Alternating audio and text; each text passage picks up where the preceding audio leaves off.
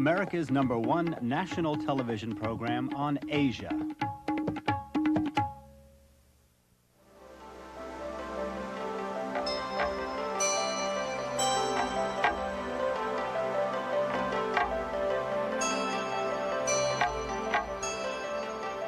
Portuguese sailors who sighted this lush and mountainous island off the southeast coast of China 400 years ago named it Ilha Formosa, which means beautiful island.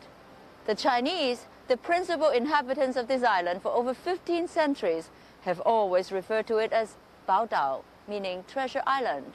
And today, this land of nearly 20 million people is more commonly known as Taiwan. Tonight in this overview, we'll examine some momentous events that have shaped modern Taiwan, take a whirlwind tour of this colorful island, and experience that unique spirit that makes this place so special.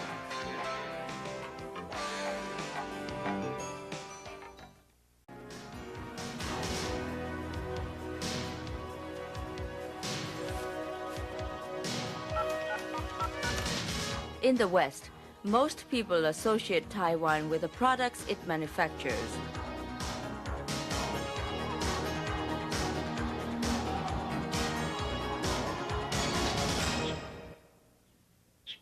Few people, however, can say with much accuracy where it is, whether it is just an island, or a province of China, or a country unto itself. Just in case you are wondering, one can say it's all of the above. As for the people there, well, sometimes even they have a hard time describing themselves. I think we are both Taiwanese and Chinese. We were born and brought up here under the Chinese culture, and we still feel strong ties, culturally at least, to mainland China. Geographically speaking, Taiwan is an island about 120 miles east of the southern Chinese province of Fujian.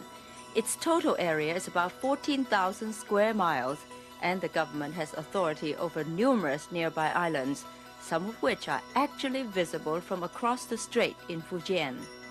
Chinese migration to Taiwan began as early as the 5th century AD, when the main inhabitants of the island were Aborigines either of Malay stock or descended from the southern Chinese minority group, the Miaos. In the 15th century, during the Ming Dynasty, Chinese navigators began referring to the island as Taiwan, meaning terraced bay. The major influx of Chinese immigrants came across the straits from Fujian during the 17th century. It was also during the 17th century that a European presence was established in Taiwan in an attempt to use the island as a trading base with Japan. The Dutch came to Taiwan in the early 17th century and established a fort to guard the southern harbor of Anping. From this strategic post, known as Fort Zeelandia, they ruled Taiwan as a colony for close to 40 years.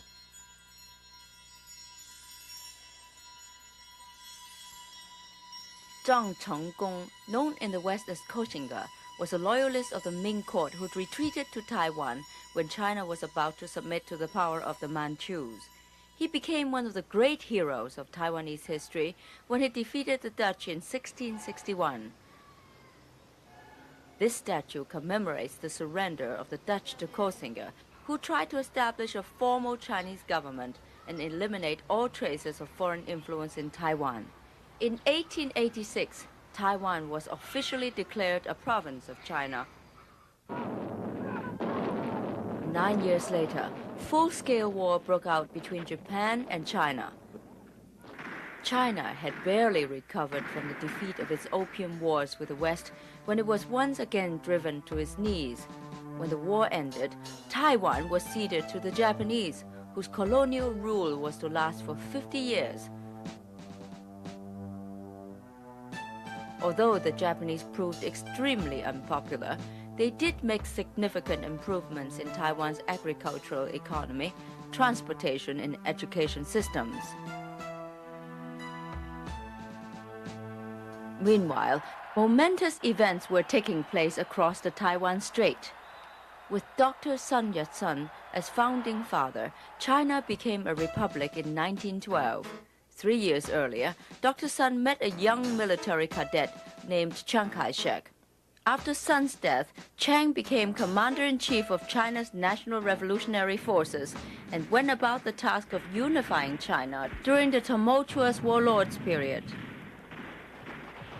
Japanese aggression resumed again with the occupation of Manchuria in 1932, escalating to all-out war in 1937.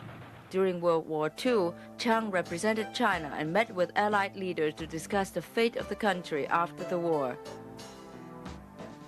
With Japan's surrender in 1945, Taiwan reverted to Chinese rule. Civil war raged on the mainland between the nationalists and the communists. Chiang Kai-shek was elected president of the Republic of China by a National Assembly in 1948. But the following year, the communists gained control of the country. Some 2 million people, including soldiers, bureaucrats, scholars, and businessmen, retreated to Taiwan, where Chiang Kai-shek reorganized his government, with Taipei as provisional capital. Provisional, that is, until Taiwan and the Chinese mainland become reunified someday. Which is why Taiwan is an island and Chinese province, and Taipei is the capital of what is officially known as the Republic of China on Taiwan. Chiang Kai-shek and later his son and successor, Chiang Ching-kuo, ensured political stability by consolidating broad executive powers under a martial law system. Their government implemented sweeping social and economic programs which have turned this agriculture-based island with limited natural resources into a highly developed industrialized society.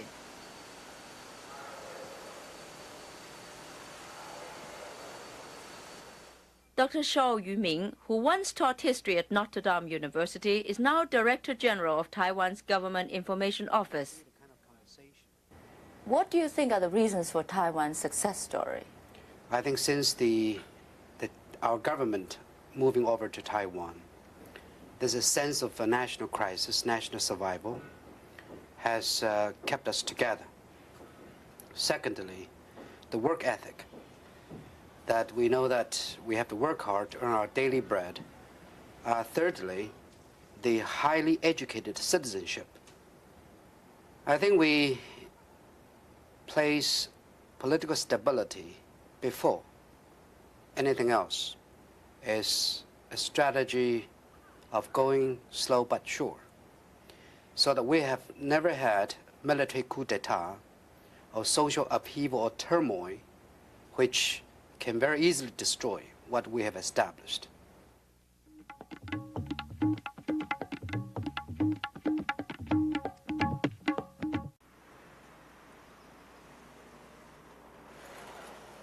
Despite Taiwan's phenomenal growth in the last few decades, progress has not been achieved without problems. The martial law was lifted about a year and a half ago. So people are learning the ABC of a genuine and full-fledged democracy. So since we're at this turning point, there's some social unrest, such as street demonstrations, such as protests, such as strikes. But I think these are all healthy, so we've got growing pains. There are also other growing pains. Eugene Chen heads up Taiwan's Environmental Protection Administration. Is that first one, the population density. We are the second highest in the world, only second to the Bangladesh. We have 20 million people live on this small island, just bigger than the area of Massachusetts plus Connecticut and Rhode Island. Second is that our economic growth rate is so high in the last few years.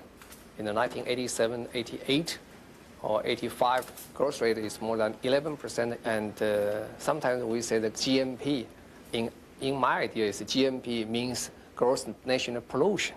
And the gross national pollution, GNP, is proportionate to gross national product.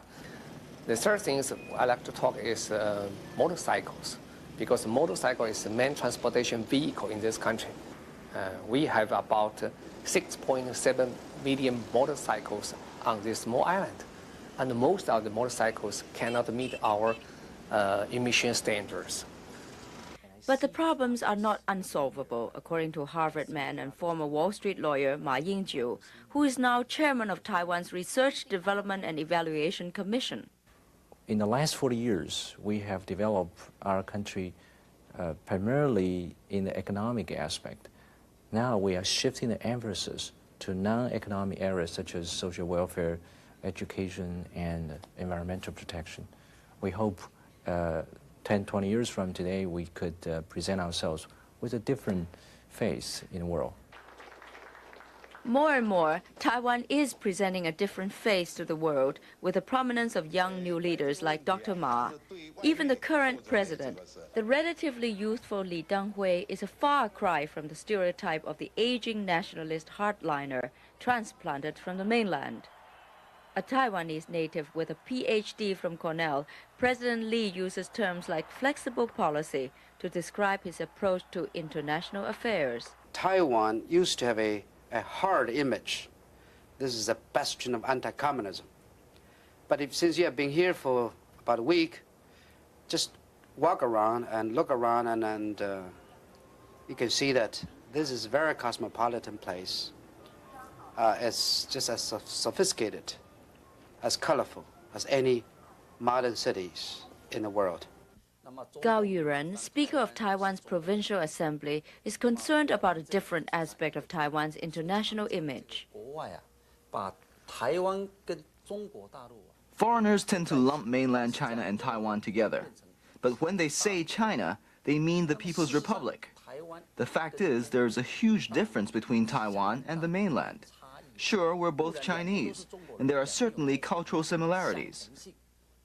But when you consider the historical background, Taiwan has some special features, especially after decades of development under a democratic and free enterprise system, which make it very different from the mainland. And I wish foreigners can understand that.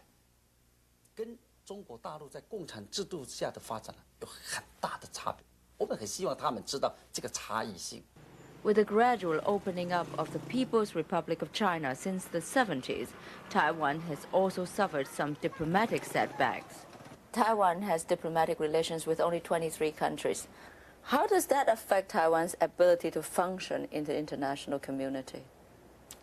I think that without self-exaltation, that we have been functioning very well.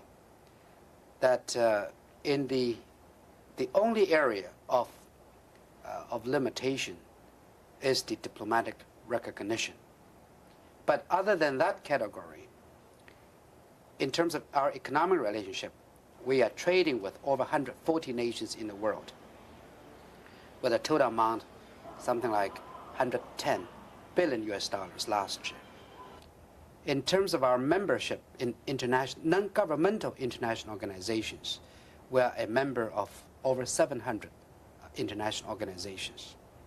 In terms of tourism, we receive about 2 million foreign visitors a year, while about 1.5 million going out.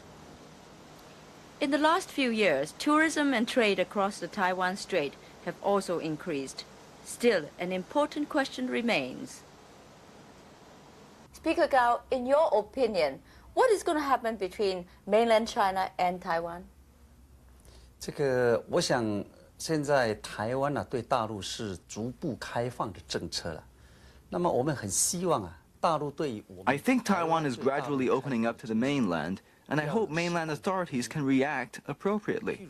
For instance, we hope they'll state categorically they'll give up the idea of using force to settle the Taiwan issue, and they wouldn't continue to isolate us in the international community. On their side, we hope they can solve some of their internal problems, for instance, their economic difficulties. Perhaps we can help them there. And in the case of democratic freedoms, if they can become more liberalized.